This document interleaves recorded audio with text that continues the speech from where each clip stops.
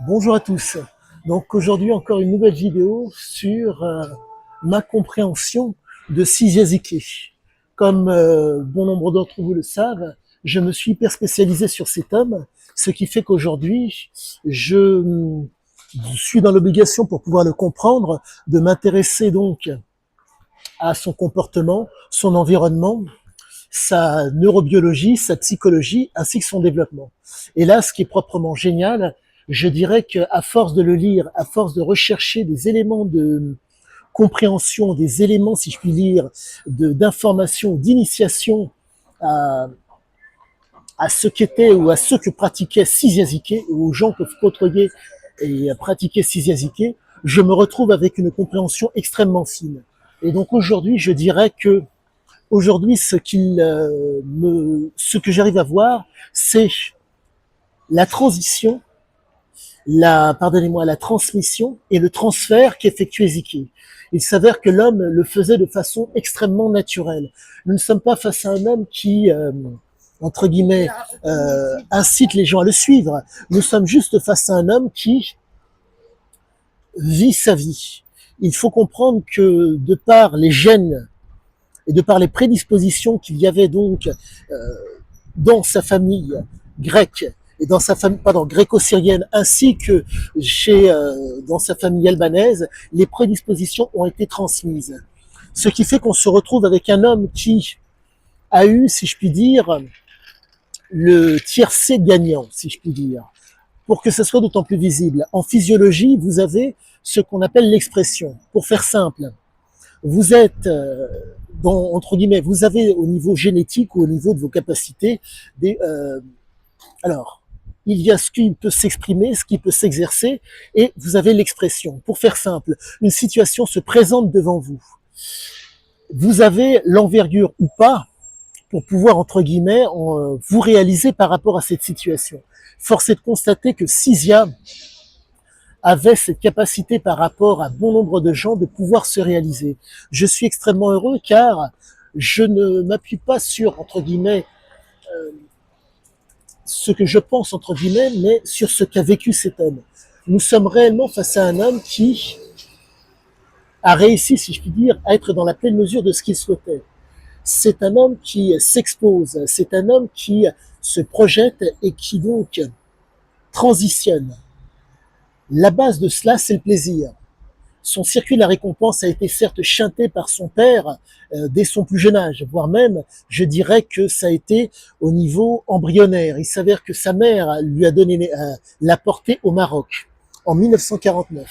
La période marocaine dans laquelle sa mère l'a porté était une période où les Marocains cherchaient donc à être souverains et indépendants. Et voyez ce qu'il en est.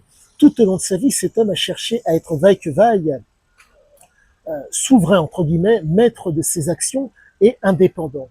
Et quand vous voyez, par exemple, au niveau des Balkans, le comportement des Albanais, c'est à peu de choses près la même chose. Ils cherchent vaille que vaille à être autonomes, mais la problématique, c'est la fameuse indépendance.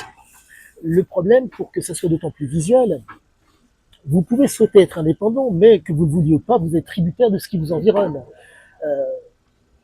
Traverser un mur au lieu de contourner ou d'ouvrir la porte, c'est pas très bien, mais bon, pour faire simple, cet homme ne voulait en faire qu'à sa tête. Cet homme voulait se réaliser en fonction de ses desiderata, en fonction de ce qu'il appréciait.